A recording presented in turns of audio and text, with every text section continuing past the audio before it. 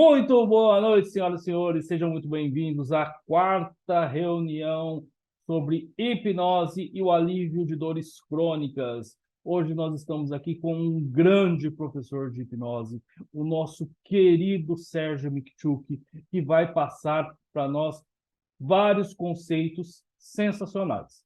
Então, sem mais delongas, com vocês, Sérgio, aqui na Sou Hipnose. Obrigado. É sempre bom ser apresentado por você, viu? Porque eu sempre me sinto o bambambam da história aí, né? Bom, gente, eu vim aqui humildemente tentar trazer um conteúdo interessante para vocês. A gente teve aí 3 encontros muito legais sobre técnicas para aplicar a dor. Eu participei de alguns e dei meus pitacos, né? E aí, em conversa rápida aí com o Zé Henrique, eu achei que seria interessante dar um agregado de algumas coisas que eu já tinha visto, algumas coisas que eu já estudei a respeito de dor. Não sou um especialista no tratamento de dor, eu acho que é legal ressaltar, mas eu tenho alguns conhecimentos que eu acho que são interessantes compartilhar, que são para a gente entender um pouquinho mais como funciona a dor, como ela trabalha na gente e o que e isso, quanto que saber isso influencia no momento que a gente for tratar alguém que está com uma dor crônica. Se a gente ficar pensando somente, eu sou de uma linha, eu acredito que tem algum aluno meu aqui que está participando, eu já vi aqui pelos nomezinhos, né? Que sabe que eu não gosto de ficar somente na técnica, eu gosto de entender por que que a técnica funciona e entender também como o problema que eu estou procurando resolver funciona. Porque a partir daí, a técnica é o menos importante. Às vezes ela é um guia, é um norte para a gente, mas a gente, entendendo o problema, a gente consegue, como o problema funciona, a gente consegue criar as nossas próprias técnicas e a gente tenha mais flexibilidade e diversidade nos processos. Tá? Eu criei uma apresentaçãozinha aqui, vamos ver se eu consigo compartilhar direitinho com vocês.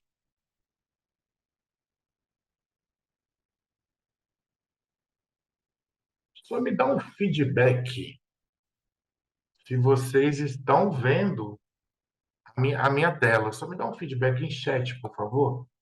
Só para eu saber se vocês estão vendo minha tela. Sim, ótimo, tá ok. Bom, sejam muito bem-vindos. Vamos falar um pouquinho sobre a psicologia da dor. E eu botei aqui do lado, eu vou acabar olhando para o lado aqui um pouquinho, tá? Que eu estou olhando aqui no monitor maior, tá? Meu nome é Sérgio Mikchuk. Vai, não vai. Vamos lá, vamos ver aqui a agenda. O que a gente vai falar hoje?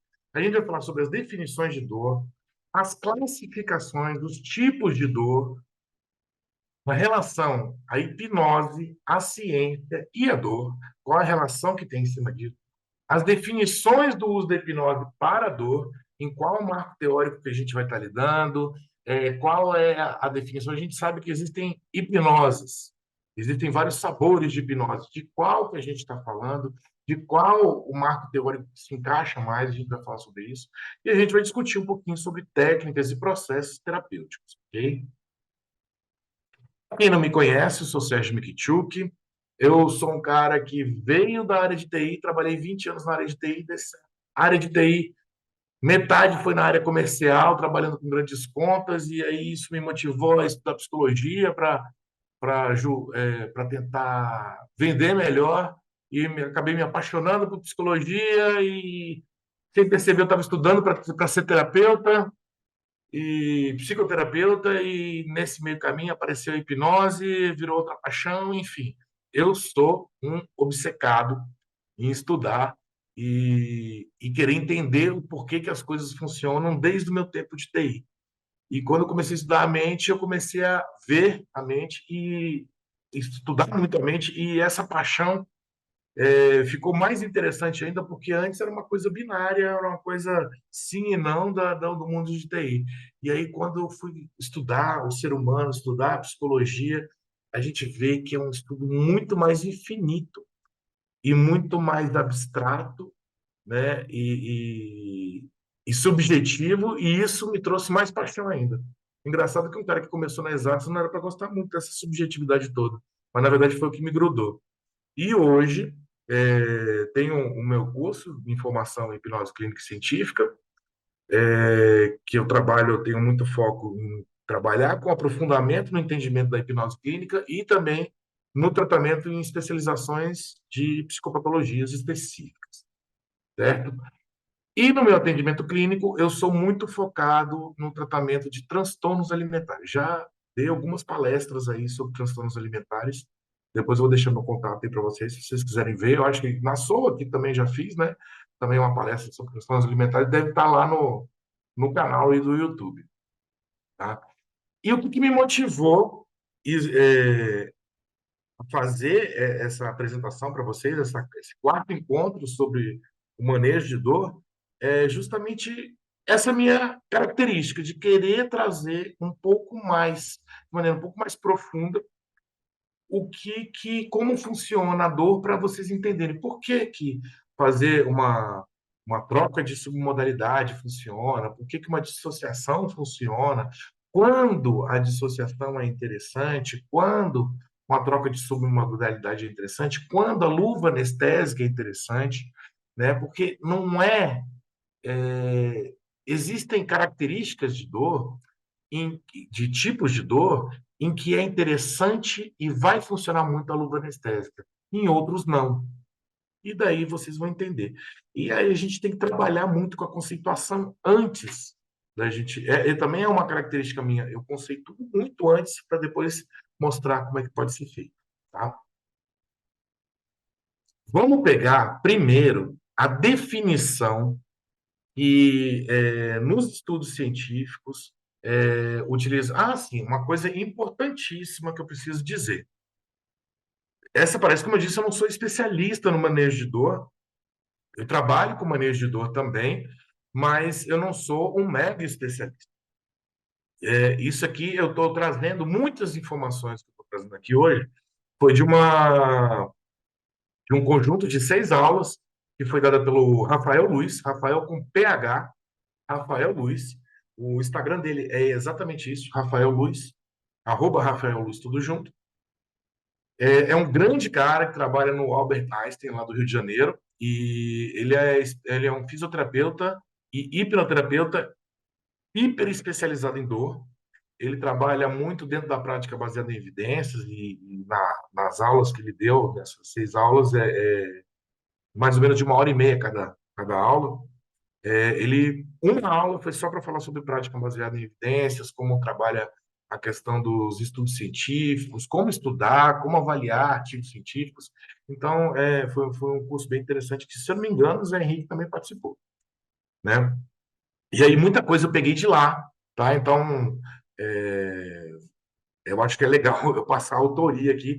E daquelas 10 horas, mais ou menos, que a gente teve de aula, eu estou aqui tentando resumir para 1h30, e o meu objetivo é instigá-los, dar uma noção das diferenças, diferentes tipos de dor, de como funciona a dor, dar essa noção para quando chegar alguém, você já saber melhor como atender, saber qual a técnica melhor para ser aplicada, e também instigá-los, e de repente pode ser um nicho que você se identifique. E a gente já sabe que quando você se especializa num nicho específico de tratamento, e você divulga isso, você acaba tendo mais clientes do que quando você é visto como um generalista.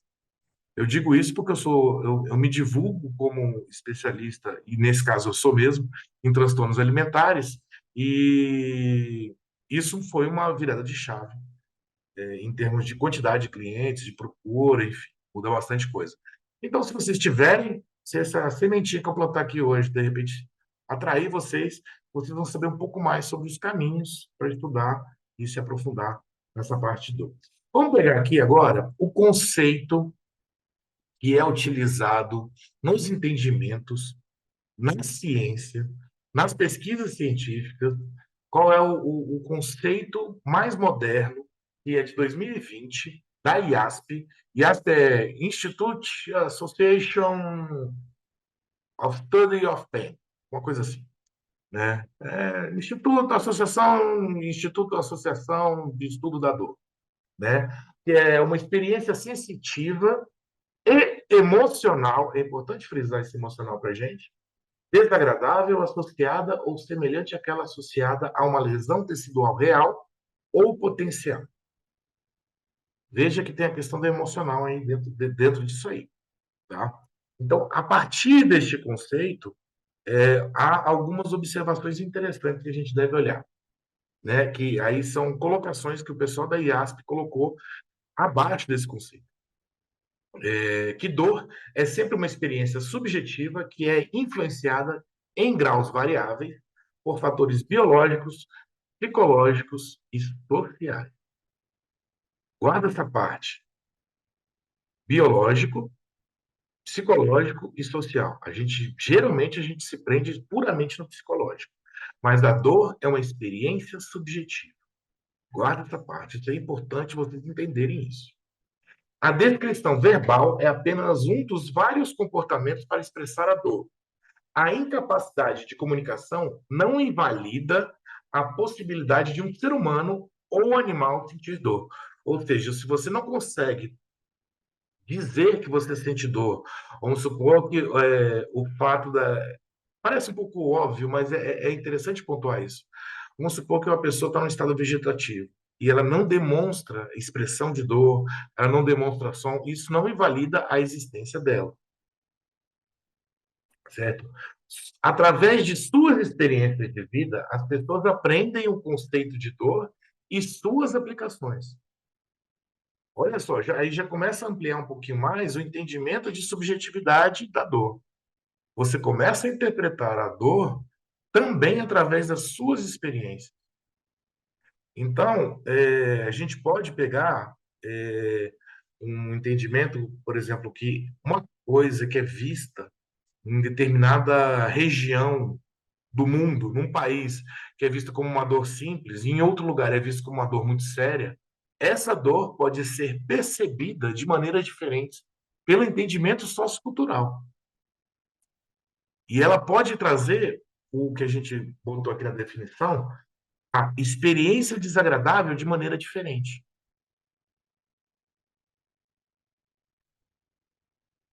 Vendo aqui, embora a dor geralmente cumpra um papel adaptativo, então quando a gente fala que a dor é um alerta, a dor é um aviso, a dor é uma questão adaptativa, ou seja, alguma coisa não está boa e ela precisa ser mudada. Ela pode ter efeitos adversos na função e no bem-estar social e psicológico. E o que isso quer dizer? Você, além de ter esse aviso de que algo está errado, ela também acaba trazendo questões psicológicas e no bem-estar social, ou seja, ela pode acabar deixando de sair de casa, ela pode acabar ficando uma pessoa raivosa, as pessoas se afastarem dela, então ela tem um dano, além da sensação desagradável, tem um dano social ou psicológico em cima disso. A pessoa pode entrar em depressão por conta da dor, ela pode ter crises de ansiedade pela expectativa da dor, enfim. Então, tem mais coisa, a dor, ela abrange mais coisas em volta dela. A dor, aqui é uma questão muito importante. A dor, que é a resposta e nocicepção. Nocicepção é o estímulo. Então, quando a gente fala do corte, da quebra do osso, da batida, do impacto, daquela coisa que a gente chama de causadora da dor, ela, na verdade, é a eu sempre vou gaguejar nessa palavra. Nocicepção. Nossa Senhora. Teste de fonoaudiólogo. Nocicepção. Ela é o estímulo. São fenômenos diferentes. A experiência da dor não pode ser deduzida pela atividade das vias sensoriais. O que isso quer dizer? Que a dor, ela sempre vai ser uma resposta e não necessariamente vai ser uma resposta a um estímulo. Um estímulo nociceptivo. Palavra difícil. Eu vou ter que falar essa palavra o tempo todo hoje. Então, quando a gente tem algum dano no tecido, alguma lesão no tecido, é uma nocicepção. Ela pode gerar um estímulo. E ao gerar esse estímulo, a forma como você responder isso pode ser a dor, e aí a dor é a resposta. É interessante já começar a ter essa diferenciação. No momento, quando a gente for um pouco mais para frente hoje, vocês vão entender um pouco mais por que essa diferenciação é importante. O relato de uma pessoa sobre a experiência de dor deve ser aceito como tal e respeitado. Por que tem essa observação quando a gente está falando da definição de dor? Porque a gente pode ter descrições das mais diferentes. No caso, lá no curso, que eu estava revendo justamente para fazer essa palestra, o Rafael Luiz ele deu um exemplo bem interessante, que era uma pessoa, ela dizia que ela estava sentindo uma dor no braço e era como se tivesse uma fumaça em cima do braço. E daí, nos exames clínicos, nos exames de imagem, não apareciam nada, e aí encaminhavam para a psiquiatria. E aí a psiquiatria também não encontrava muita coisa, dava alguns medicamentos, algumas questões no tratamento do sistema nervoso central, e não resolvia o problema. E aí foi num tratamento psicoterápico, com a utilização de hipnose, a pessoa teve uma mudança de entendimento e percepção dessa dor, e a dor sumiu. Então, até no momento de descrição, a gente, a gente pode utilizar essa própria metáfora que o cliente criou para a gente utilizar em nosso favor. Então, se a gente for pensar que a gente poderia usar uma técnica de visualização de imagem, a descrição, a gente poderia usar, é que essa fumaça está mudando de cor, a gente poderia mudar as submodalidades em cima dessa fumaça, ou então você pode fazer trazer um estado imaginativo, visualizando a fumaça indo embora, enfim. A partir da descrição dessa pessoa, você também pode utilizar essas metáforas. Uma vez tendo entendimento de qual é o tipo de dor que ela tem. Até aí, tá tudo bem, gente? Tá bem tranquilo, né? Dá um feedback aí, né? Ótimo. Vamos lá. Vamos pegar agora um pouco as classificações, que elas são importantes. A gente está numa sequência, né, de vários encontros para falar sobre a dor crônica. Agora, é claro que, como a gente aqui é um grupo de hipnose, a hipnose também ela tem uma efetividade na dor aguda. E qual é a diferença da crônica para aguda? A aguda, ela é uma dor que ela tem uma duração de até 3 meses. Ela tem um sinal de proteção, ou seja, um aviso, algo muito sério está acontecendo agora. Ela é fisiológica, então ela é nociceptiva, né? Você pode sentir mesmo estando com saúde. E o seu cérebro, a função do sistema nervoso central e do sistema nervoso periférico está funcionando perfeitamente. Essas são as características fundamentais da dor aguda. Então, quando você bate, sente uma dor, quer dizer que está tudo funcionando bem. Você tá com saúde. Você tem um sinal de alerta nessa área que sofreu uma lesão. A crônica, ela já tem uma duração acima de 3, em algumas literaturas de 6 meses. Ela não necessariamente ela tem um valor protetivo. Por exemplo, você está com o braço cortado, você tem que estancar o sangue, senão você pode pegar uma infecção, você pode sangrar até morrer, né? Ou então sua perna está quebrada, você não pode, o seu osso da perna quebrou, você não pode caminhar, você tem que sentir dor, porque senão você vai caminhar e você vai, com esse osso quebrado, você vai aumentar a sua lesão, né? Então, ela não tem, quando a gente está falando de crônica, ela não necessariamente tem esse valor protetivo fisiológico. E há já algumas discussões no meio acadêmico em relação a talvez ter uma proteção social. Ela é patológica, ela é vista como uma doença. Pelo CID-11, ela já tem uma classificação como doença. Perdão. até pouco tempo atrás, não tinha uma classificação do CID-11. Então, quando a pessoa tinha uma dor crônica, por exemplo, no SUS, aqui no Brasil, ela não podia ser tratada porque ela não tinha classificação, né? Não era entendida como algo a ser tratado, né? E ela está relacionada principalmente com uma disfunção do sistema nervoso central e também uma hiperatividade no sistema nervoso periférico, sendo que a disfunção do sistema nervoso central é mais presente. E aí, tanto na aguda quanto na crônica, a gente pode ter uma experiência semelhante. Uma coisa que é interessante observar, observem que eu toda hora eu vou ficar falando também em experiência de dor. Como essa experiência de dor acontece. Eu não estou falando de dor especificamente, porque a experiência de dor é o conjunto da obra. Então vamos lá. Pode ter uma experiência, tanto na aguda quanto na crônica, a experiência ela pode ser semelhante, ela pode trazer um incômodo de forma semelhante. A diferença aqui na crônica é uma disfunção e uma desorganização da circuitaria do sistema nervoso central. Circuitaria que a gente está falando dos circuitos do sistema nervoso, tá? A crônica é vista como uma doença e não um sintoma. Isso também é uma questão interessante. Se você tem uma dor crônica, ela não necessariamente é um sintoma. Existe uma classificação de dor que eu vou mostrar aqui para vocês, que aí é um sintoma. Que aí é outra história. Vamos?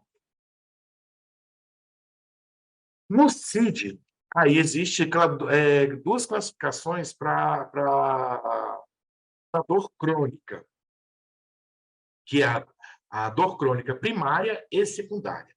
A dor crônica primária é onde a dor é a doença, a dor é o problema. E na secundária é quando a dor é o sintoma. Eu acabei de falar que aqui, né, que a dor crônica é vista como doença e não como sintoma. Vocês vão ver que existem vários tipos de classificação e elas estão usadas dependendo da situação. É um pouco confuso de início, e até os nomes confundem a gente no começo, mas conforme vocês vão convivendo com essa linguajar, com esse linguajar, vai ficando um pouco mais fácil de entender, tá? Mas daí eu peguei aqui um exemplo, com a dor crônica, que é considerada dor crônica primária, pelo CID, por exemplo, uma fibromialgia. É a dor que é o problema. A pessoa sente dor. A doença dela é a dor. Quando a pessoa sente dor por uma outra questão, e ela é crônica, por exemplo, a pessoa tem um câncer, e aí, vamos supor que ela está há 2 anos tratando esse câncer, e há 2 anos que ela sente dor consequência desse câncer. Então, ela já saiu da interpretação de dor aguda, ela passou a ser crônica, e o câncer é que causa a dor. Então, vai da origem. Aí, tá tudo bem? Gente, é a primeira vez que eu faço uma palestra desse tipo, então vou dar umas gaguejadas, tá? Por que é importante, aqui voltando àquele slide anterior, por que é importante a gente entender a diferença entre a primária e a secundária? Porque na primária, a gente não tem contraindicação psicoterapêutica. Você não tem nenhuma contraindicação na sua atuação em relação a piorar ou melhorar a dor. Você não vai ter. É claro que você tem que entender o que você está fazendo, né? Mas você não tem uma contraindicação do tipo: se eu fizer essa pessoa parar de sentir dor, o problema dela vai piorar. Por exemplo, se você fizer um processo anestésico, uma pessoa que está com um osso quebrado, no braço, num membro, por exemplo, se ela tiver um processo anestésico, ela vai continuar fazendo os movimentos normalmente e ela vai aumentar a lesão. Então, a gente está falando de uma dor secundária que a gente tem que ter uma avaliação médica antes. Quando a gente identifica que é uma dor secundária, a gente precisa de todo o respaldo médico para que a gente possa dar continuidade para fazer esse manejo de dor. Quando é primária, a dor é o problema, você já não tem essa restrição. Porque o fato da pessoa parar de sentir a dor, ela não vai aumentar a lesão dela. Já está ficando um pouquinho claro porque que é interessante ter entendimento das classificações. Existe um outro tipo de classificação também, que é por mecanismo.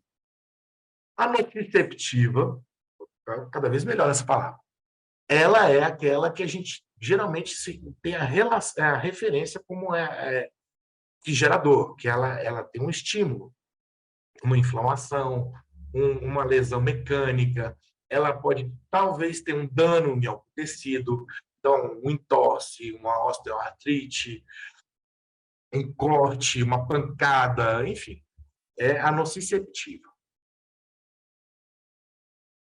A neuropática periférica é quando os nervos sensitivos, os nervos relacionados às sensações do sistema nervoso central ou periférico, estão feridos ou danificados. Então, há um dano, alguma machucado nesses nervos, e aí é chamado de neuropática periférica.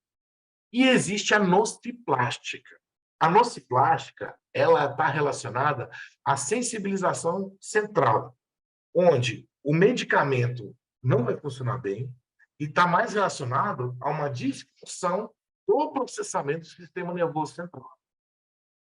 E aí entra uma dor lombar crônica, onde a pessoa não tem lesão, não tem hérnia de disco, mas ela não tem nenhum dano, não tem nenhuma deformidade, mas ela sente uma dor lombar crônica.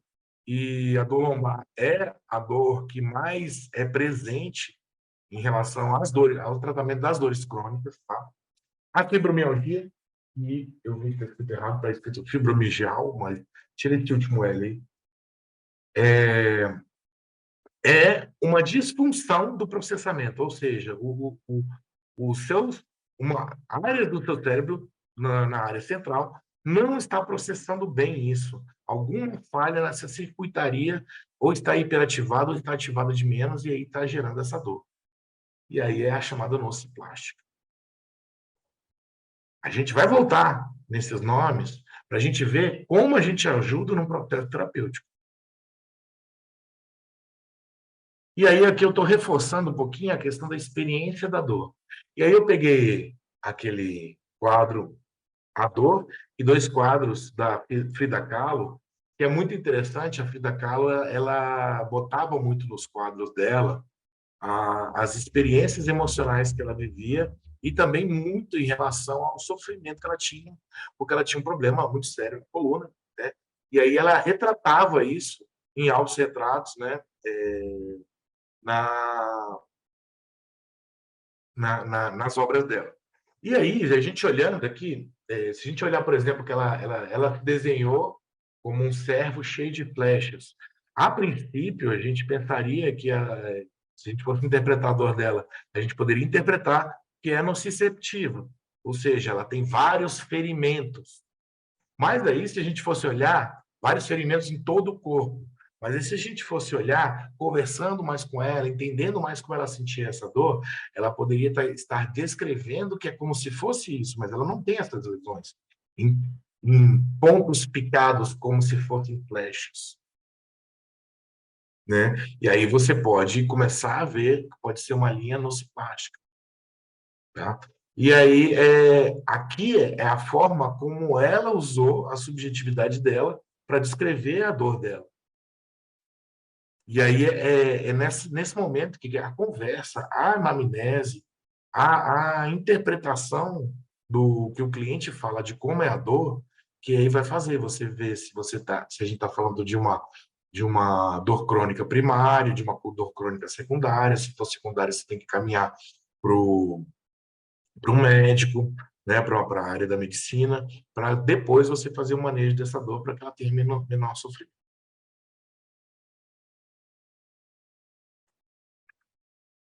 Aí existem alguns tipos de tratamento, e aí a gente tem o que a gente chama de bottom-up e top-down. que é o bottom-up? Bottom-up é o quê? Onde você tem um estímulo que é de baixo para cima, ou seja, que vai de um estímulo de uma área fora, de uma área que ela sobe até o cérebro, ou seja, ela vai passar pela circuitaria toda até chegar no cérebro, e aí é que a gente chama do estímulo ao cérebro, certo? Então é chamado bottom-up. E os tratamentos, geralmente, que recomendados, tem os exercícios físicos, terapias manuais, como massagem, eletroterapia, termoterapia, agulhamento a seco, que tem muita relação com a acupuntura, fármacos periféricos, cirurgias, intervenções, certo? Esse é o que a gente tem. Uma lesão, um machucado, alguma coisa que está gerando um estímulo, que pode ser também um mau funcionamento de alguns nervos, e aí que vai até o cérebro. Esse é o chamado bottom-up. E aí, quando a gente vai falar do top-down, que é o que é uma questão em relação ao funcionamento do sistema nervoso central, então a gente está dizendo que é a partir do cérebro que a gente sente essa dor, que pode ser em qualquer parte do corpo. E aí os tratamentos entram, aí tem vários tipos, não quer dizer que você tem que fazer todos, né? Mas tem vários tipos. Tem a educação em dor, que é fazer uma psicoeducação, nada mais é do que a psicoeducação em relação ao funcionamento da dor, e aí a pessoa mudar os seus comportamentos, mudar os seus entendimentos em relação à dor, e a partir daí fazer o automanejo de dor. É interessante porque é muito difícil para as pessoas entenderem como o entendimento sobre a dor. E aí, quando a gente sempre tem um entendimento de que há uma lesão, de que há um machucado. Aí é até uma pergunta interessante que é a ser feita como você aprendeu o que é dor? Quais são as suas referências do que é dor? Se você parar para pensar e procurar resgatar em vocês, você aprendeu o que é dor quando você era pequenininho, e aí você sofreu alguma lesão, você sofreu algum machucado, ou você viu os seus pais sentirem dor. E a gente sempre teve essa referência de que, ao eu sofrer uma lesão, é aí que eu vou sentir uma dor. E quando você tem alguma dor, quer dizer que algo não está funcionando bem e precisa ser consertado. E aí, esse conserto geralmente vai ser um conserto mecânico, vai ser um conserto medicamentoso. A gente sempre tem esse entendimento, e não necessariamente é. Às vezes é um mau funcionamento cerebral, certo? Então, entra exercícios físicos, entra psicoterapia, entra fármacos centrais, aí a gente está falando de antidepressivo, ansiolítico, que vai lidar diretamente no cérebro, certo? E aí, você entendendo qual classificação e qual tipo de dor que a gente está lidando, a gente vai entender se o fármaco vai ser interessante ou não.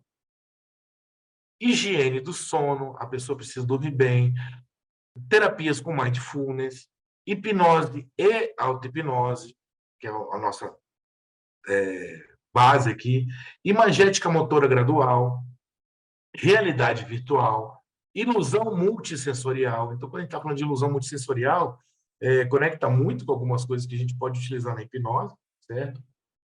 Mas também é feito também através de mistura de realidade virtual com experiências sensoriais, certo?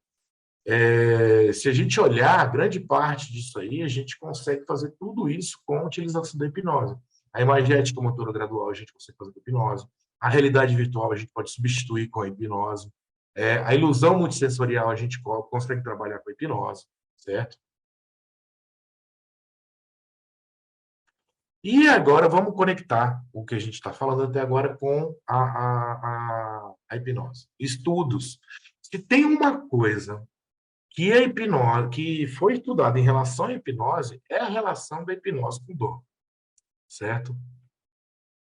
A relação, a parte de psicoterapia para depressão, para ansiedade, para transtornos emocionais, para tudo isso, e a maioria das pessoas que a gente está no grupo lá do Sou Hipnose, do grupo lá da BF, né? Nos meus alunos aqui, a gente procura a parte da psicoterapia e o manejo de dor a gente acaba vendo um pouco, né? Mas se tem uma coisa que foi mais estudada, mais amplamente estudada e que possui grandes e de alta qualidade em termos de evidência da sua eficácia, é a utilização da hipnose para a dor, especificamente para a dor. E é um mundo que é um mundo à parte de tanta coisa que tem. Olha, as classificações que eu dei para vocês aqui em relação à dor, isso aqui é uma das classificações, alguns exemplos de classificações são as principais, as mais conhecidas, mas todas elas existem subtipos, existem aprofundamento. Não me lembro quem foi, e não sei se está aqui hoje, que falou, né, que um professor falou assim, se for para estudar dor, é que nem estudar o buraco negro. É muita coisa. É muita coisa. Assim, se a gente for olhar, os tipos de cefaleia, dor de cabeça, são para mais de 70 tipos. Então, por isso que existem hoje especialistas em cefaleia, porque tem tantos subtipos, subclassificações e tantas possibilidades de tratamento e de buscas em diagnóstico que precisa ter um especialista nisso. Tá? Então, quando a gente está falando de dor, que seja aguda, que seja crônica, a gente está falando de uma amplitude muito grande de possibilidades de aprofundamentos que a gente pode vir a ter. Então, se você quiser se tornar um especialista, saiba que o que mais tem é material. Porém, o que mais tem também é demanda de estudo. Tá? Mas é uma área que é gratificante. Tá? Vale entender que quem quer trabalhar com esse nicho, às vezes, você é uma pessoa que a gente pede, né? Vamos graduar de 0 a 10, sendo 0, nada, nenhuma dor, e 10 a pior dor que possa existir. Se você pega uma pessoa que ela está com uma dor 6 e você transforma ela numa dor 4, ela já vai ter um ganho de qualidade de vida absurdo. Às vezes a pessoa, por conta dessa dor 6, ela não conseguia sair de casa, e com 4 ela já consegue voltar a se socializar, por exemplo. Né? Então, a dor, ela tem uma questão que não é só o sofrimento do incômodo, ela tem as questões sociais envolvidas, como eu falei agora há pouco, né? Então, pegando aqui a dor e a hipnose, estudos têm demonstrado que a hipnose e sugestões hipnóticas influenciam diretamente na atividade de muitas áreas do sistema nervoso central relacionadas à dor, tanto na parte aguda como crônica. Isso foi falado por Jesny em 2009. O que acontece? Quando a pessoa trabalha por um processo hipnótico, ela muda o funcionamento cerebral. Acho que é aqui o próximo slide. Não. Aí é uma coisa interessante também, quando a gente vai olhar artigo científico, quando a gente vai olhar os estudos acadêmicos, quando a gente vai olhar do que está se estudando, a gente tem que se conectar a uma definição específica. Geralmente, não quer dizer que é sempre, mas geralmente vai estar conectado a uma definição específica sobre a hipnose. Como eu disse, a gente tem vários sabores de hipnose, vários tipos de hipnose, e quando a gente vai ver as pesquisas, elas estão mais conectadas. Primeiro, no marco teórico da teoria de estado, onde a visualização de mudança fisiológica perceptível e mensurável, certo? E também utiliza essa definição de Elkins, que é utilizado pela Associação Americana de Psicologia, tá? Que é um estado de consciência que envolve atenção focada e redução da consciência periférica, caracterizada por um aumento da capacidade de responder às sugestões. Então, grande parte, se não for quase a totalidade, dos estudos relacionados a manejo de dor com a hipnose vai utilizar a teoria de estado e essa definição da Associação Americana de Psicologia.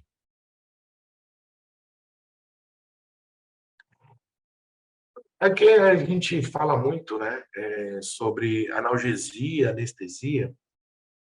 Eu acho que é interessante. Vocês sabem, escreve no chat aí, por favor.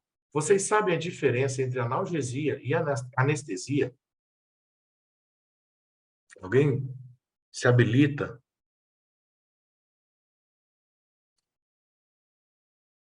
Vai lá. O Zé Henrique falou, eu sei.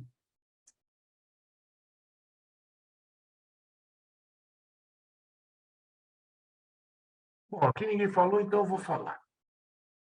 Geralmente as pessoas pensam que analgesia é... Só falo depois do demais. Pois é, o pessoal está quietinho, viu, Zé Henrique? Então eu vou dar minha questão. Analgesia, o pessoal fala que às vezes tem entendimento que é diminuição da dor. Olha lá, Luciana. Analgesia é tirar a dor, anestesia é tirar a sensibilidade. Ó, basicamente isso, mas é um pouco mais.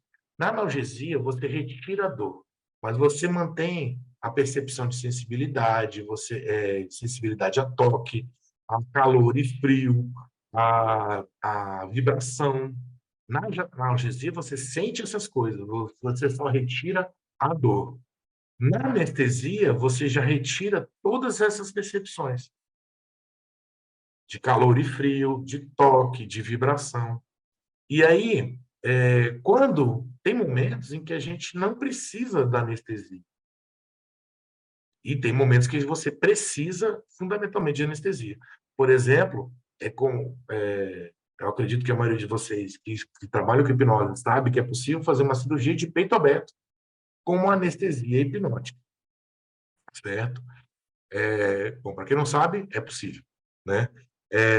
Geralmente é feito para quando a pessoa é utilizado quando a pessoa tem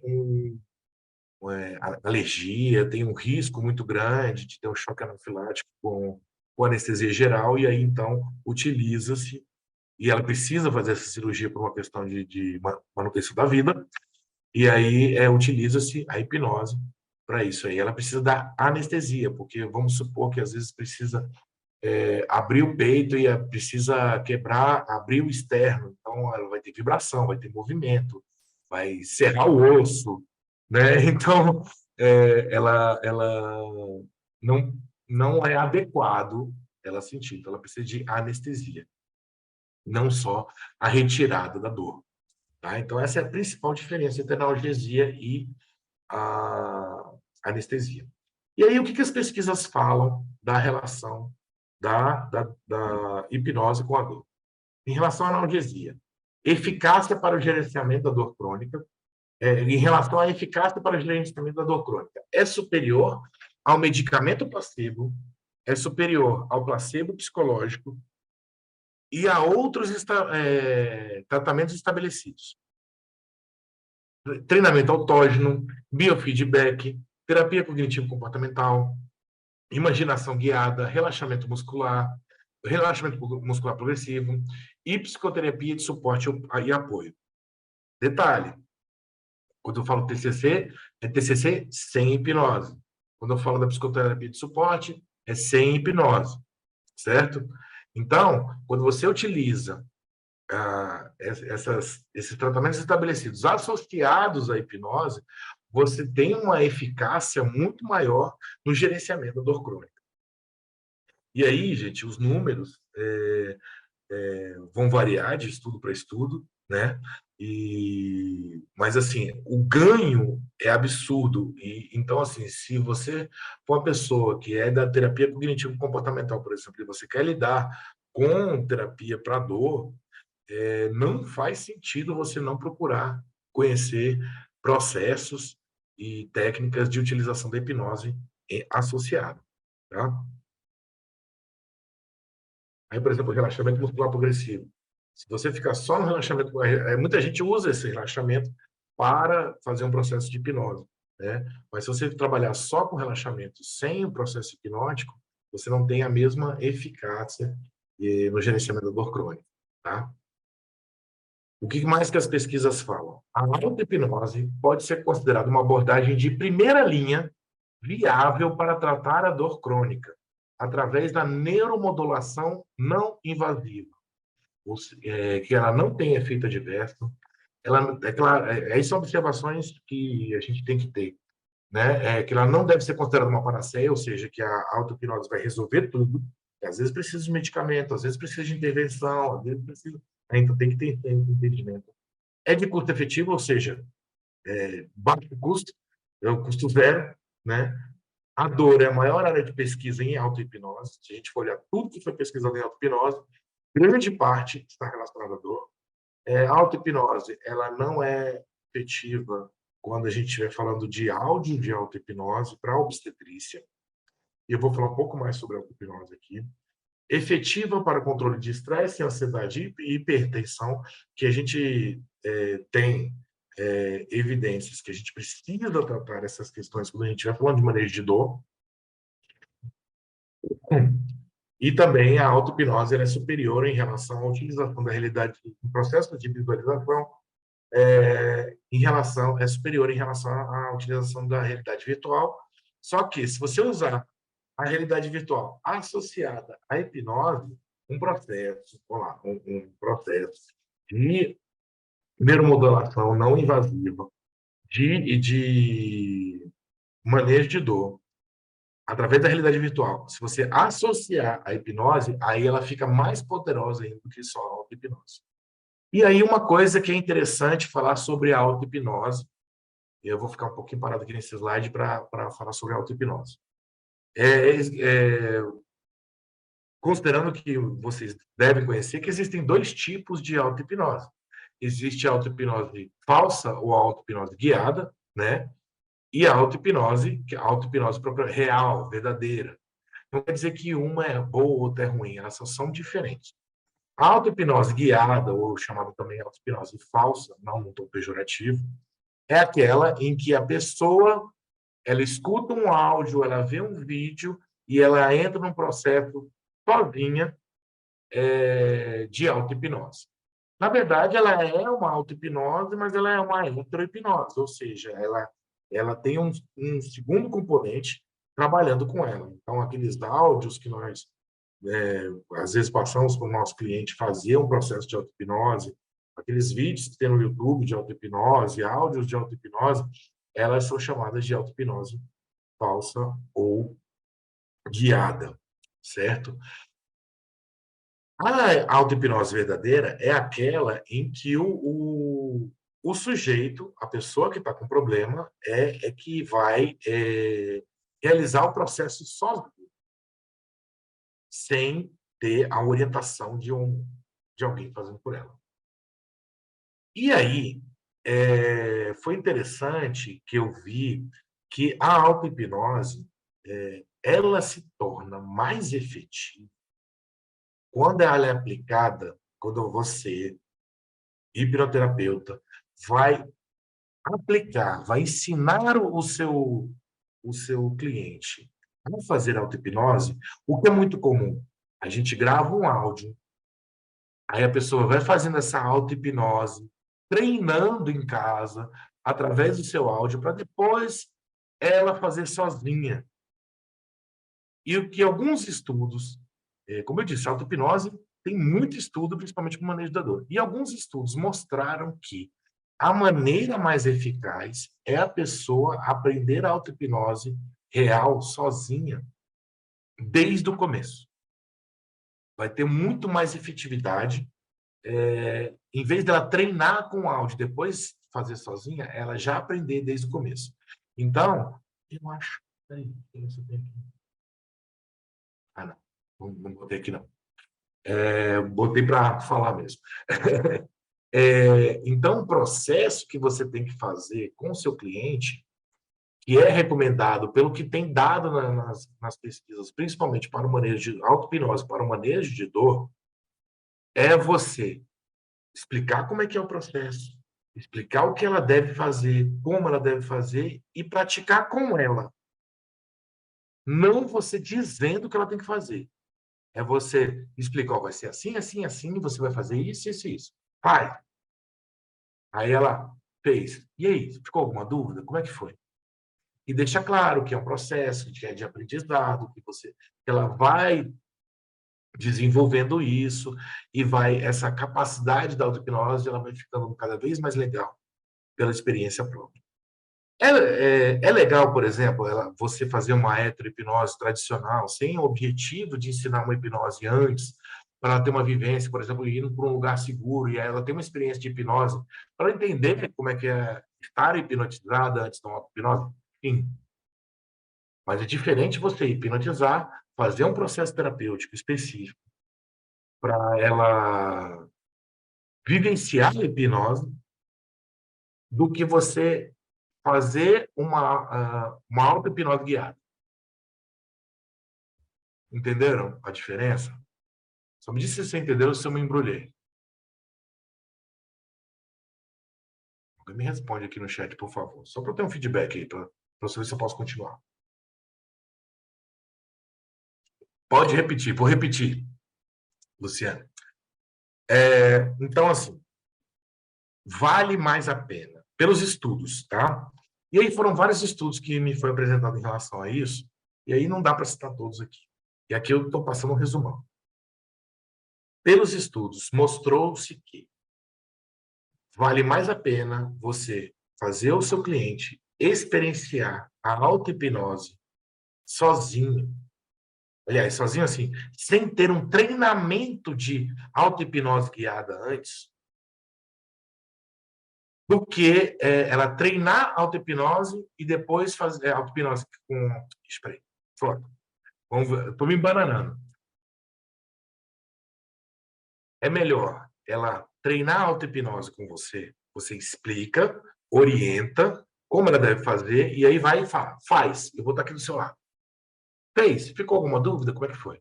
É melhor ela fazer isso. E depois, em casa, ela ficar praticando a auto-hipnose, do que você gravar um áudio, ela ficar fazendo auto-hipnose guiada. Pronto, agora você já está fera. Para de fazer a guiada, agora faz sozinho. O resultado é melhor quando ela, desde o começo, ela faz sozinha. Agora ficou mais claro, né? E aí, eu falei que o quê? Você fazer um processo terapêutico não relacionado à auto-hipnose, assim, vamos para um lugar seguro, vou fazer um lugar seguro, né? Você não está relacionando essa atividade à auto-hipnose, você está realmente fazendo uma heterohipnose tradicional.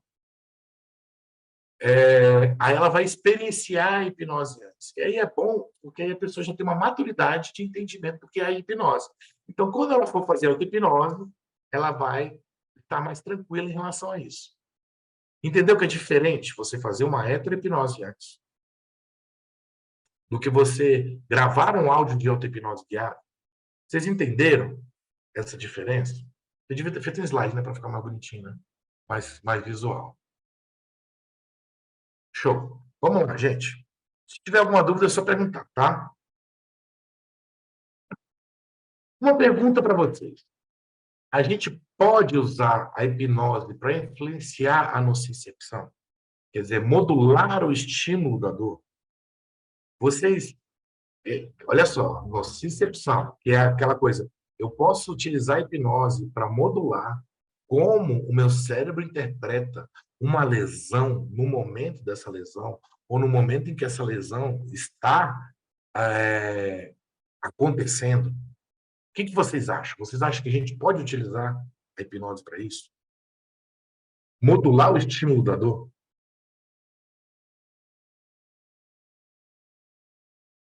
O que vocês acham? Me dá um feedback.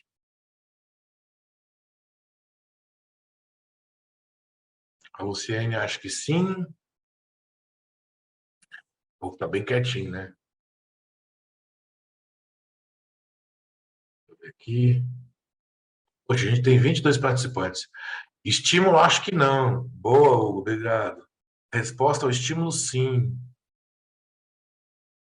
O povo está tímido hoje. O Robertão está aí. Roberto Botelho. Roberto Tavares também acho que sim. Legal, legal. É porque às vezes também tem que dar tempo, né? Às vezes a pessoa está no celular, fica procurando onde é que tem que estar o chat, né? Aí dá um tempinho para vocês responderem. Vamos lá? Olha só. Esse exame de imagem aqui. A hipnose possui a capacidade de modular atividades cerebrais relacionadas à dor. Aqui, só me diz assim, vocês conseguem ver uma bolinha aqui quando eu mexo em cima da imagem? Me diz aqui se vocês conseguem ver uma bolinha. Só para eu saber. Sim, então vamos lá. Obrigado, gente. Ó, nessa primeira imagem, o que que a gente tem? A pessoa, é, ela teve uma experiência de dor através de um estímulo nociceptivo. Ela estava lá e ela recebeu um feixe de calor numa região do corpo, na mão, não sei bem onde é que foi. Ela recebeu um estímulo de dor e é dolorido o suficiente, mas não causa uma lesão real. Só causa uma dor bem chata, né?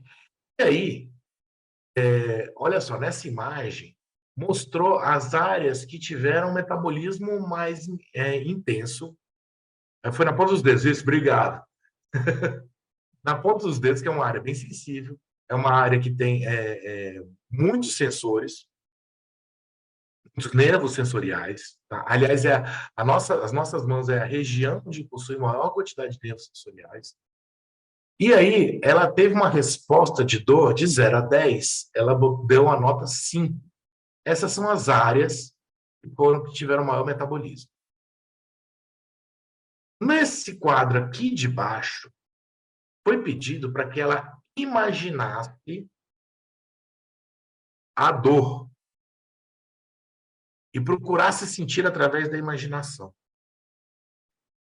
Ela teve, no fim das contas, ela disse que ela teve uma experiência de dor nível 1, nota 1, e teve essas áreas cerebrais ativadas. Esse aqui do meio, o que acontece? Ela em estado hipnótico, ela estava hipnotizada, em estado hipnótico, houve a sugestão de que ela ia ter a mesma dor naquele momento. Ela teve uma experiência de dor, nota 5, igual a quando aconteceu realmente na ponta do dedo. Só que outras áreas cerebrais que foram ativadas. Olha que interessante. Então, eu tive uma neuromodulação da minha atividade cerebral que, apesar de serem áreas diferentes, eu tive uma experiência de dor igual. Olha só como é que a experiência de dor é subjetiva e não necessariamente a gente vai ter o envolvimento das mesmas áreas cerebrais, certo? Gente, eu tô tentando simplificar bastante, tá? Como eu disse, né? O Zé Henrique viu essas aulas aí, é conteúdo pra caramba, e eu procurei consolidar para passar esse conteúdo em no máximo 1h30 para vocês todo mundo conseguir ver a novela depois dessa nossa palestrinha aqui, tá? Então, eu estou simplificando ao máximo isso aqui e tentando falar numa linguagem mais simples, mas é um conteúdo absurdamente rico, tá? Quando a gente for falar de dor. E aí, vem uma outra pergunta. Vocês já viram que existem vários tipos de dor, existem várias áreas cerebrais que elas podem ser ativadas ou não, dependendo do tipo de dor. Existem classificações, existem origens da dor, existem entendimentos objetivos e subjetivos, nocicepção, vocês viram um monte de coisa em relação à dor. E aí a gente pode dizer que o tipo de sugestão vai fazer diferença quando a gente está falando de uma analgesia focal. Quando a gente está falando, o que é analgesia focal? É quando eu quero dar analgesia num local específico. O tipo de sugestão vai fazer causa um resultado diferente. Quando eu digo tipo de sugestão, é uma sugestão que traga distração, ou seja, você ter um foco em outro lugar, um relaxamento, sugestões do tipo de relaxamento, sugestões dissociativas, onde você se desconecta da dor, por exemplo, você leva a dor para um outro lugar, ou tira o que está causando essa dor e leva para uma outra associação, enfim. Uma sugestão de mudança de submodalidades em relação à imaginação ativa, por exemplo, pensar num ambiente seguro, num ambiente legal, num ambiente tranquilo. Quando ele está falando de analgesia focal, vou, vou até ser um pouco mais específico, para uma dor aguda. Não vou nem falar de dor crônica numa área específica. Vocês entendem que o tipo de sugestão vai fazer diferença ou não? O que vocês têm a falar sobre isso? Outra vez eu esperei um pouquinho mais, eu tive um monte de resposta, hein? Tem 22 pessoas aqui, eu quero saber o que vocês acham. Tipo de sugestão muda o resultado para uma analgesia focal? Responde pelo menos assim, não sei. Só para saber se vocês estão me ouvindo. Acho que sim. Muda. Estou aqui. O pessoal está dizendo, acho que muda. Legal, legal. E muda sim. Ana Luísa, André Esteves, acho que sim também. Isso mesmo, obrigado pelas respostas. E sim, realmente, muda muito. Muda muito, e eu tenho uma tabelinha aqui que eu vou mostrar um pouquinho para vocês a diferença. Mas aqui, falando um pouquinho sobre analgesia focal. Muda por... o Hugo é fera, ele falou, muda por conta do mecanismo. Perfeito, cara. Exatamente. Muda por conta do mecanismo. Mostrou aqui, tem um estudo, né, que mostrou a pessoa que está no exame de imagem, olha aqui, hein, gente.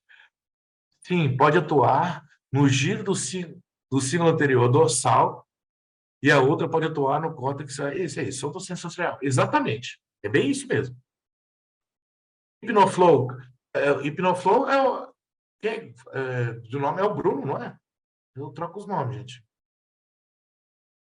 Isso. É exatamente isso. Assim, isso também, certo?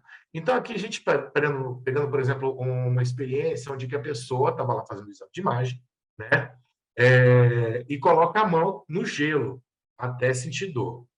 Sem hipnose, ela sente, e sentindo dor, ela tem uma atividade nas áreas cerebrais S1, S2 e S3. Com a utilização de uma técnica de luva anestésica, que é o tipo, voltando aqui, é o tipo, quer ver, peraí, ela é um tipo específico de sugestão. O que acontece? A experiência, quando ela está passando pela experiência de luva anestésica, que não necessariamente precisou de um processo, porque também é uma coisa interessante de se dizer. Sempre se fala que, por a gente estar lidando com, com,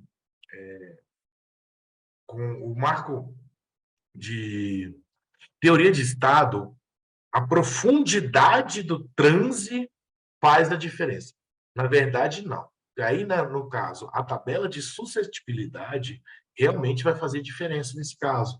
Quando a gente está falando de uma terapia mais voltada às emoções, aos sentimentos, esse tipo de coisa, o nível de suscetibilidade não necessariamente vai fazer tanta diferença. A questão da expectativa pesa mais, em alguns casos, né? Mas quando a gente está falando no caso de dor, o nível de suscetibilidade também influencia. E aí esse nível de suscetibilidade precisa em alguns casos, precisa ser treinado e você pode aumentar a suscetibilidade. Não quer dizer que vai funcionar somente com os sonambúlicos, não. E a pessoa não precisa também treinar até se tornar um sonambúlico, também isso é difícil, mas ela pode adquirir a habilidade. Por exemplo, a luva anestésica não funcionou para mim. Pode ir funcionando sim a partir de mais treino, tá? Mas olha só, porque além da pessoa não ter dor, olha só as áreas cerebrais, essas áreas cerebrais aqui, quando ela sentia dor, são áreas ligadas à identificação da localização da dor. Essas áreas aqui, onde foram ativadas no momento da utilização da analgesia focal com a luva anestésica está relacionada a questões emocionais e também a, a percepção e reação de dor. Interessante, né? Que não teve atividade no S1, S2, S3. Isso aqui foi só para exemplificar, né? E falar um pouquinho mais sobre a analgesia focal. Analgesia focal em dor aguda e procedimental. A suscetibilidade hipnótica faz diferença. Engajamento total da atenção, a pessoa precisa estar imersa na experiência. Imagens mentais vívidas não fazem diferença. Então, aquela coisa de fazer uma alteração de submodalidade não vai fazer tanta diferença.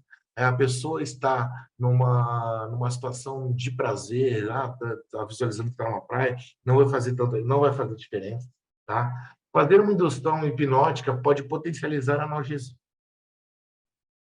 Nesse caso, não é a indução hipnótica, aí a gente está falando de teoria de estado mesmo, ela vai potencializar o processo. Pelos estudos, tá? Ela vai potencializar os processos. E vai potencializar o resultado de analgesia. Aí, aqui, né, resposta de analgesia e anestesia faz diferença, a gente já falou sobre isso, né? E pode ser feito com auto-hipnose. Aí que é o mais interessante. E, gente, uma coisa que a gente tem que pensar quando a gente está falando de terapia para dores crônicas. Grande parte,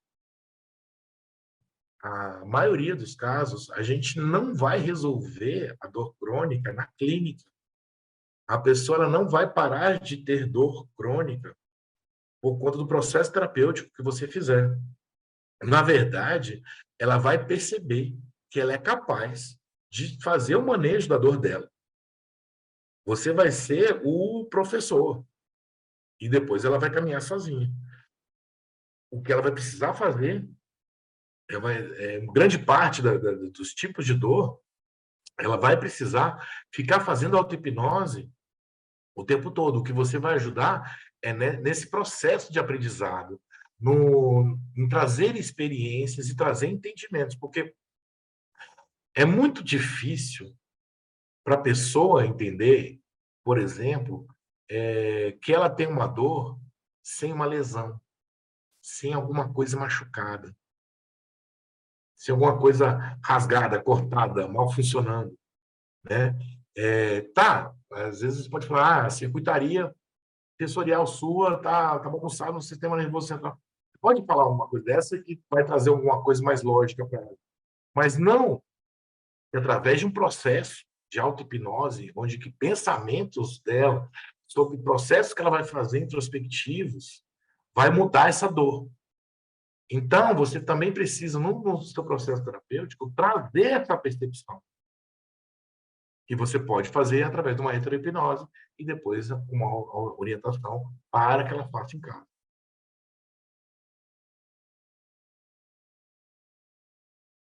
E aí também alguns fatores que a gente tem que considerar e tratar também quando a gente está falando de dor. A gente tem que falar do sono, a gente tem que melhorar o sono dessa pessoa, se a pessoa tem uma qualidade do sono ruim. Você vai ter que trabalhar a questão da alimentação dela, porque todas essas coisas podem fazer com que a qualidade de vida, o bem-estar dela melhore, inclusive até fazer o sumiço da dor, certo? Então, é sono, alimentação, o sedentarismo, se a pessoa tem medo, se tem fobia, se ela vive sob ameaça, ou a percepção de que está em ameaça, ou a própria ameaça de ter um problema maior por conta dessa dor, né? Crenças negativas, memórias negativas relacionadas à dor. Às vezes não é a dor dela, é a dor de outra pessoa que ela viu ter, e aí o medo dessa dor acaba provocando desconforto nela.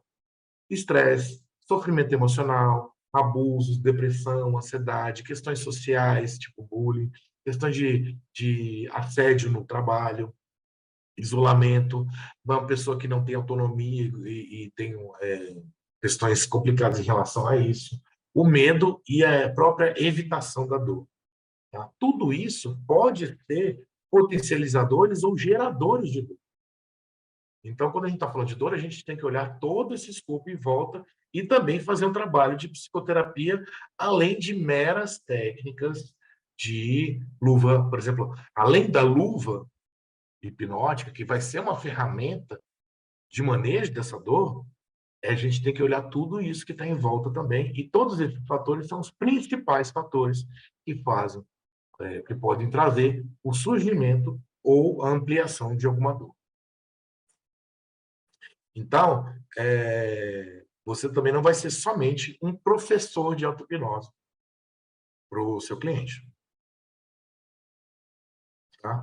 Quando a gente fala na cronificação da dor, é interessante que uma dor que ela começou aguda e ela foi se tornando crônica, ela vai mudando as áreas cerebrais que estão relacionadas a ela quando ela é estimulada. Começa com uma dor crônica, uma dor aguda, que ela foi nociceptiva, onde ela começou através de uma mudança, de uma, de uma, de uma lesão, e aí ela se perdurou por muito tempo. Aí você vê os gráficos relacionados a isso. Primeiro mostra a questão da, da, da ativação dos nervos sensores, muito alta, e depois ela abaixa quando ela acaba. Mas se ela vai cronificando, o que acontece? A ativação dos nervos sensores vai caindo e as áreas cerebrais relacionadas à emoção, elas vão tendo uma ativação, uma estimulação maior. Então, chega um momento então, que a gente pode dizer que na cronificação da dor, parece ter um predomínio dos circuitos neurais relacionados à emoção. E aí entra o tal do John Sarno. E eu já vi uma palestra do, do Alberto Deliso lá falando sobre John Sarno, que ele para no John Sarno, né?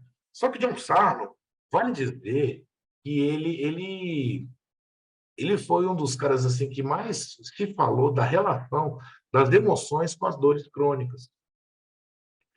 E a metodologia de fazer aquele diário da dor, né, que o Zé Henrique falou, né, não sei se foi no penúltimo encontro, que ele falou sobre essa questão do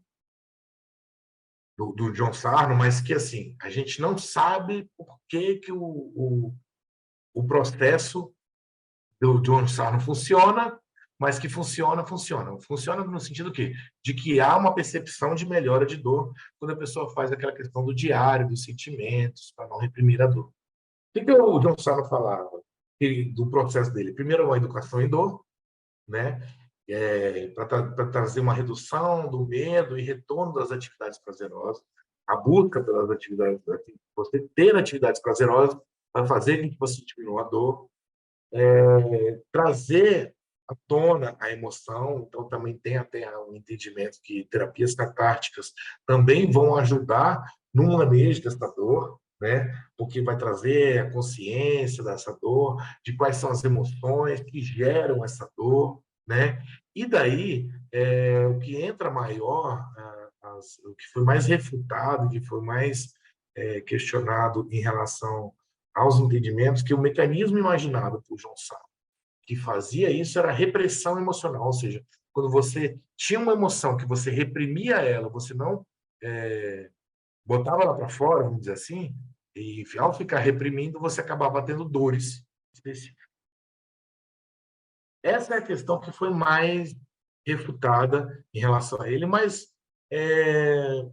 e tem muitos questionamentos, todos em relacionados a esse trabalho de John Sartre, mas não parou por aí. Né? Se a gente pegar o Schubner, ele trabalhou com o Sarno, estudou com o Sarno, e ele continuou os estudos, e aí ele desenvolveu, foi evoluindo, além do trabalho de John Sarno, ele desenvolveu um processo de trabalho de autoconsciência afetiva, onde, ao você entender as suas questões emocionais afetivas, você acabava trabalhando melhor a questão da sua dor, e aí, não usando necessariamente o conceito do mecanismo repressão emocional, mas ele começou a trabalhar que essa autoconsciência ajudaria no manejo das dores crônicas e até a solução. E aí o Lame, ele trabalhou também com a terapia, outro cara, que ele trabalhou com a terapia de exposição emocional, que ele chamava de trazer a consciência da raiva e treinamento de expressão emocional, que ao fazer isso você acabava fazendo uma melhora também na dor. E daí, gente, que tem uma relação e tem uma ativação das emoções com a dor, isso já tem evidenciado. Aqui eu estou nem papo só de evidência, tá? Por isso que eu falo quando tem questionamento ou não. E aí, esses dois, eles se juntaram, né? E assim, se juntaram assim, né? Agora vamos fazer uma coisa juntos, né? Foi bem assim. Eles começaram a estudar juntos e eles desenvolveram o que chama de o TCEE, que é a terapia de consciência e expressão emocional. É um processo terapêutico que, assim, não seria justo a gente não citar juntos, mas é um processo terapêutico onde eles fizeram vários estudos, se eu não me engano, foram não, foram, Zé Henrique se lembrar, eu acho que foram 4 estudos, sendo que 3 não tinham tanto rigor científico e um que concluiu há pouco tempo, com alto rigor científico, em que se demonstrou que, onde teve uma avaliação depois de 6 meses, vamos dizer assim, diferencial, em um comparativo com a educação com a dor e com a terapia cognitivo-comportamental, que hoje a terapia cognitivo-comportamental é considerada o padrão ouro em relação ao tratamento, a psicoterapia para a dor crônica, se mostrou muito mais eficaz e muito mais duradouro do que a utilização da TCC ou da educação da dor. Mostrou-se muito mais eficaz. A questão ainda existem poucos estudos em relação à terapia da consciência e expressão emocional. A questão é que é uma terapia nova.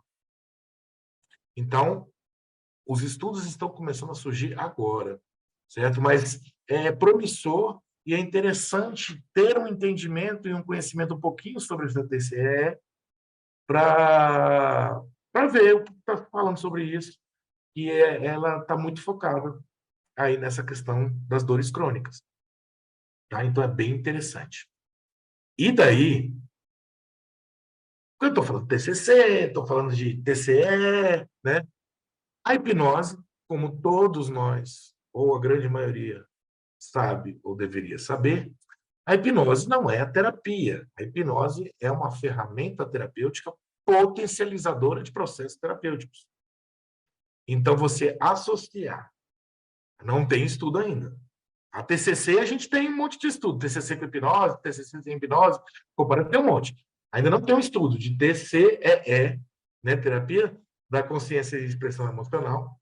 Ainda não tem estudos relacionados a isso, mas pelo que a gente entende, pelas nossas referências, pelas nossas experiências, a gente associar hipnose ao TCEE, a gente vai ter grandes resultados.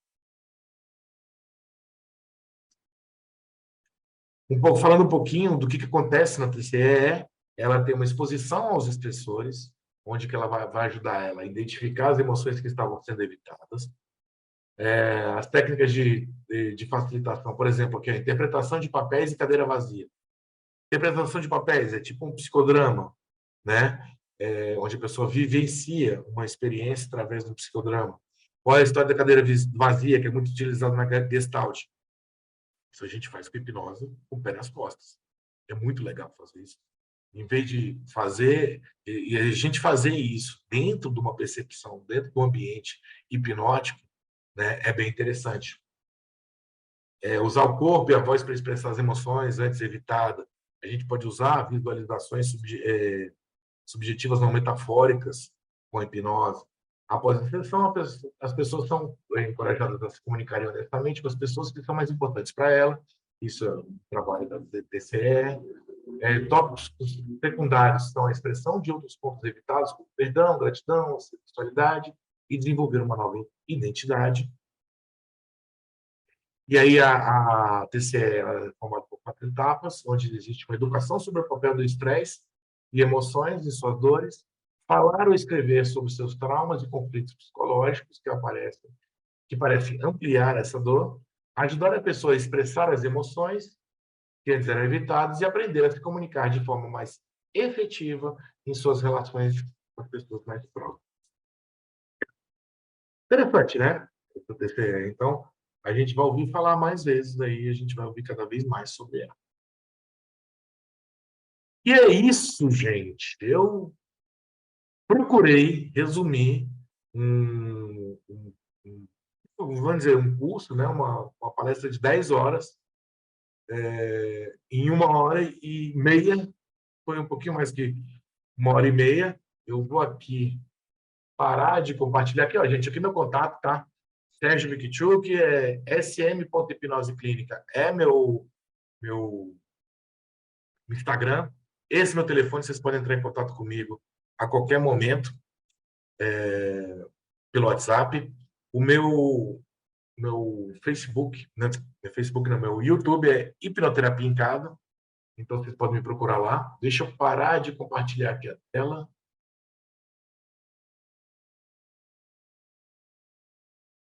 Certo?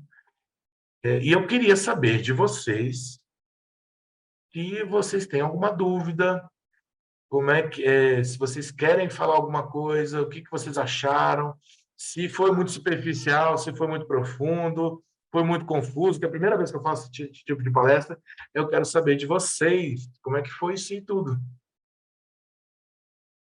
Da minha parte, eu estou extremamente feliz, que foi uma baita de uma palestra, conseguiu condensar muito bem e muito melhor do que isso.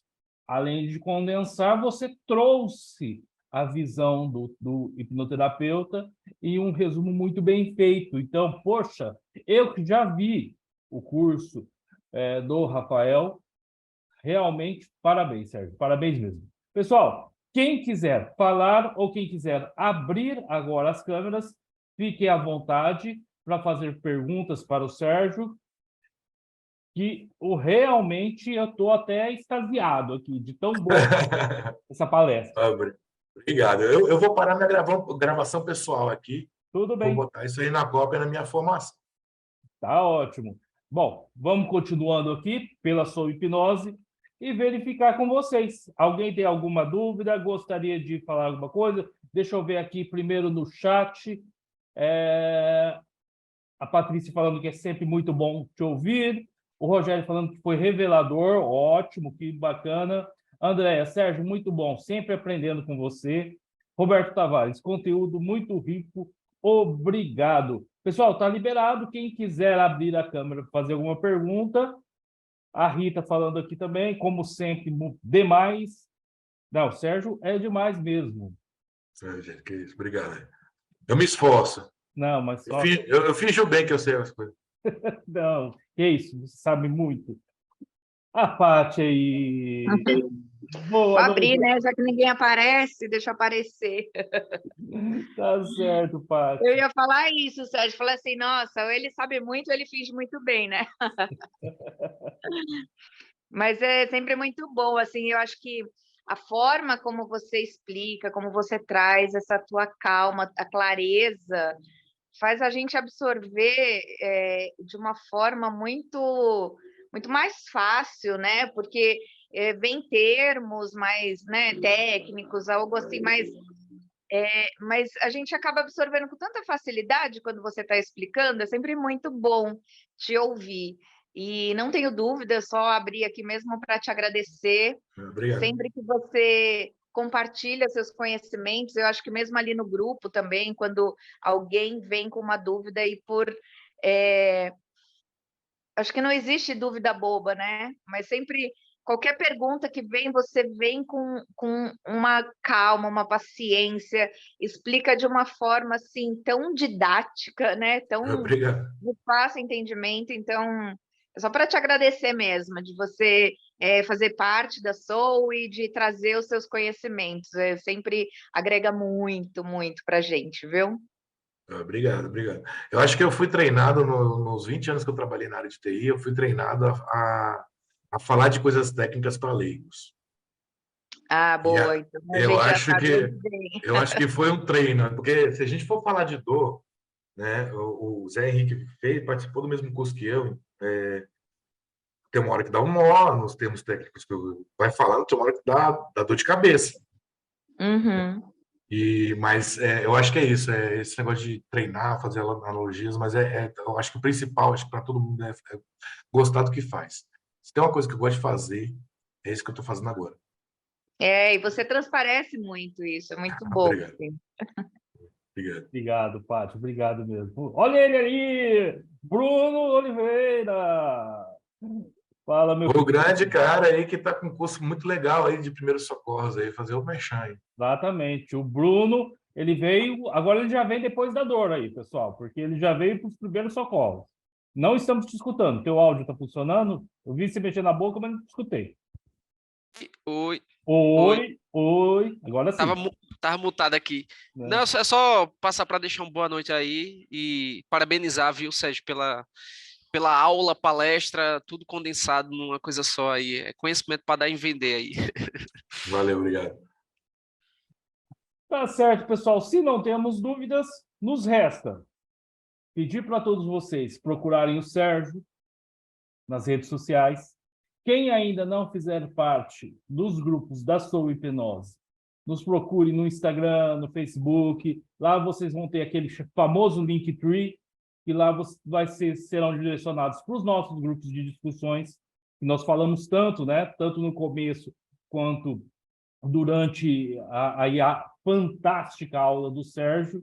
Então, nos procurem, que sempre que tiverem dúvidas sobre hipnose, sobre dor, sobre psicoterapia, até mesmo sobre primeiros socorros, vai ter alguém lá para responder para vocês. Tá ok, gente? Bom, então ficamos por aqui. O meu grande agradecimento ao Sérgio, à Paty e a todo mundo que ficou, ao Bruno também.